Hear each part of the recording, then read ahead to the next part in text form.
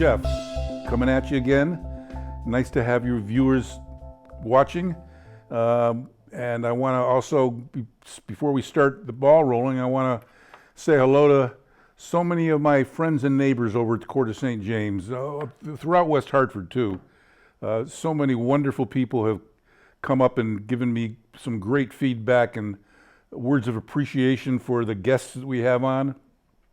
But I want to mention Mary Alice and Jim and June Birmingham, Ellen, Dan, Debbie, Mary Everett, Elisa McCarthy, Sandy, Jane, Lynn, so many people who have been very, very wonderful followers of Journeys with Jeff.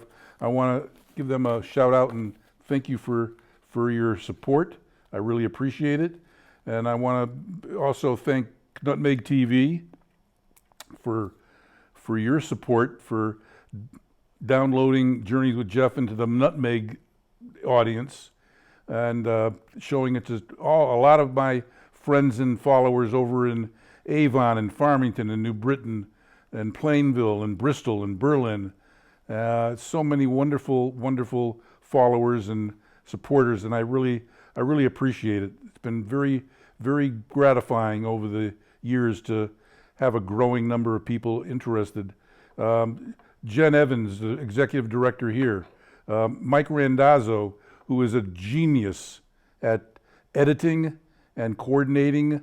When you watch the programs and you see all the stuff that's edited in, pictures and video and so on, Mike Randazzo and Jen do that, and they're brilliant. I want to thank them.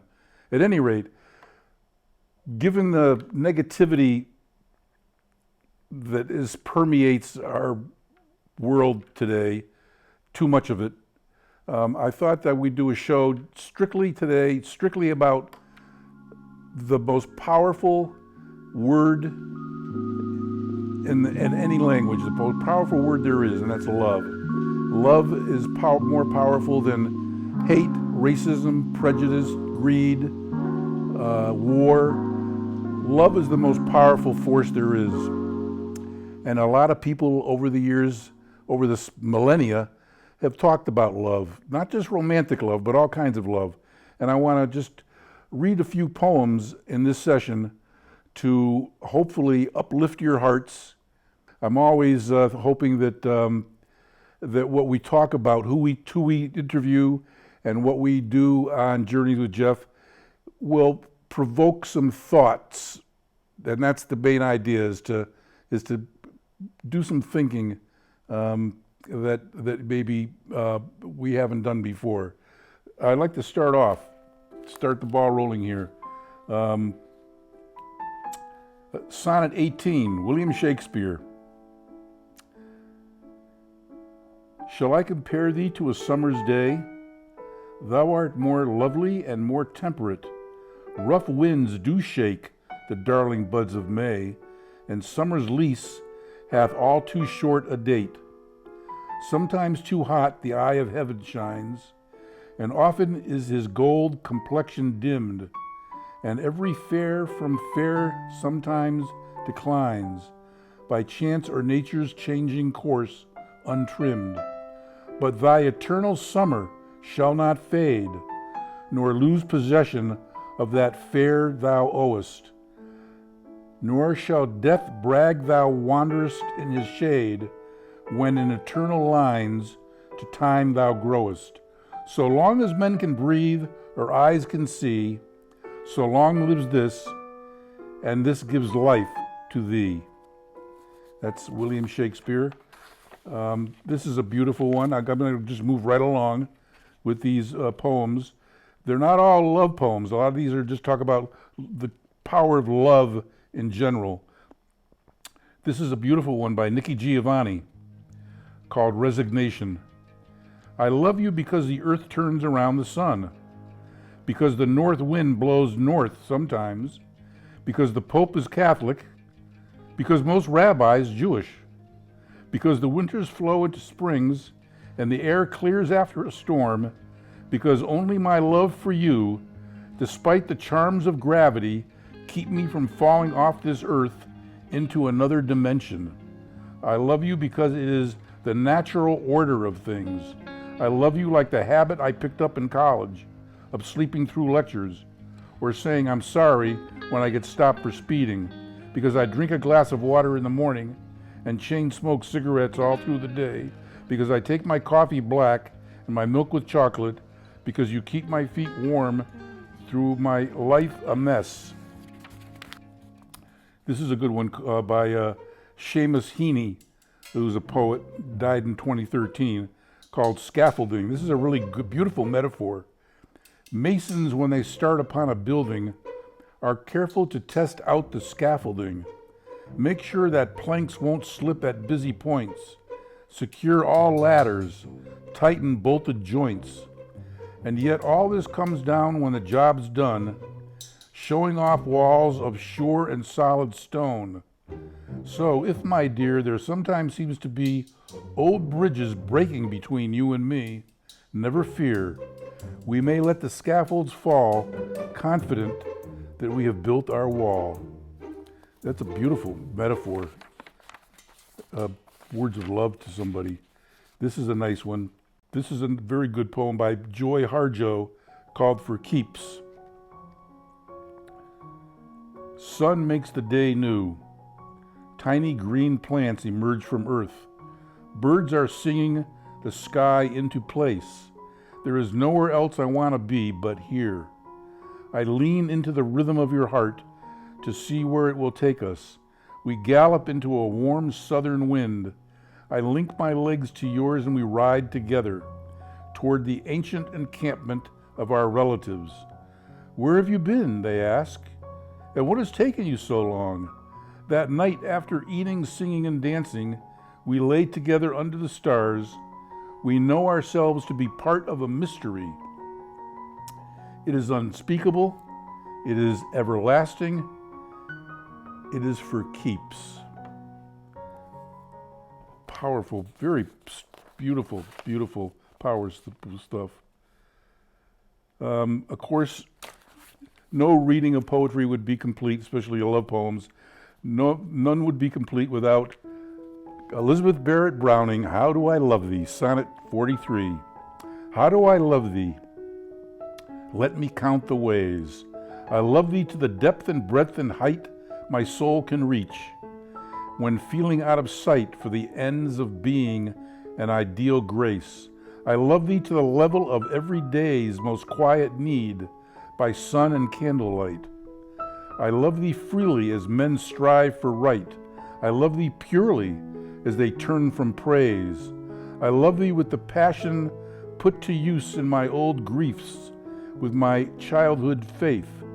I love thee with a love I seem to lose with my lost saints. I love thee with the breath, smile, tears of all my life, and if God choose, I shall but love thee better after death. Ooh, boy. I don't know about you, but these poems, some I've read before, some I for the first time, but it really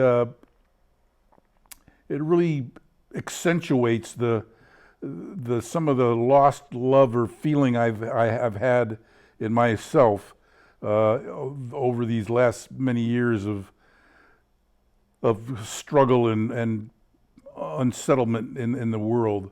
It really is very, very good to hear that again. Here's a beautiful one from Corinthians, from the Bible, 13, 4 through 8. Love is patient. Love is kind. It does not envy. It does not boast. It is not proud. It does not dishonor others. It is not self-seeking. It is not easily angered.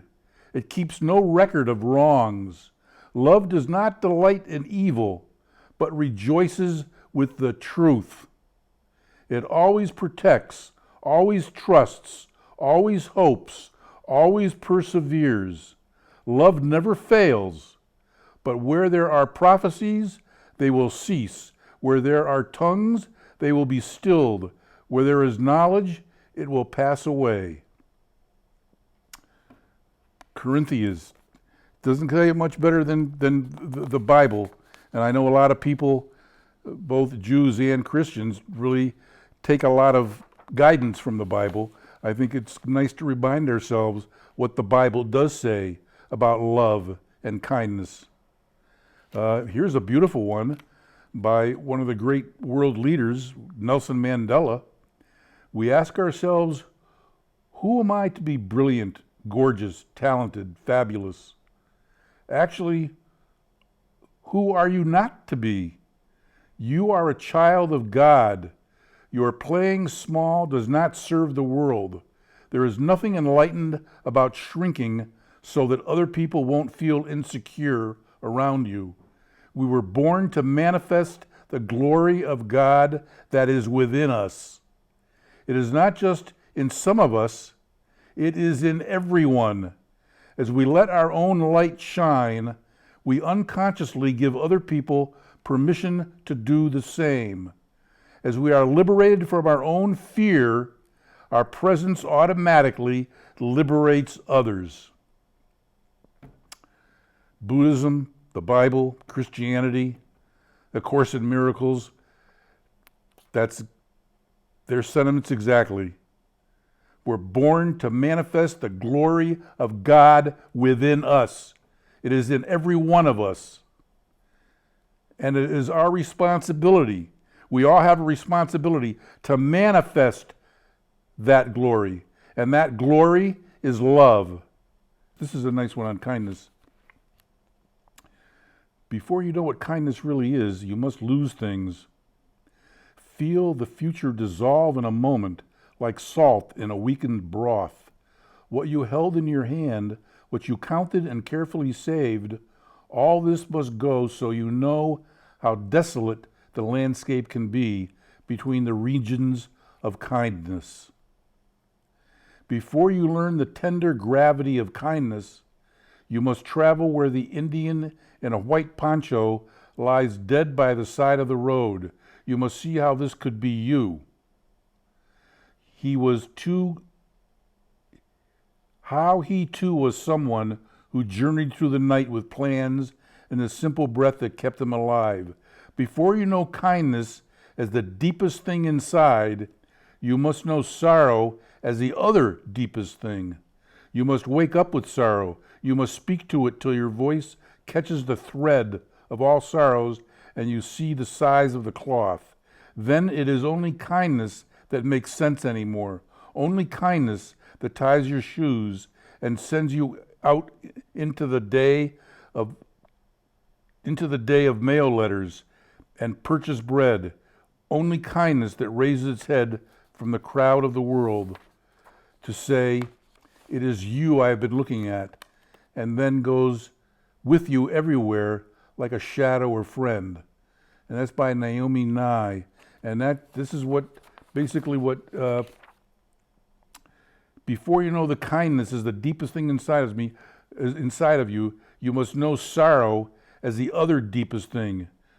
You must speak to it till your voice catches the thread of all sorrows.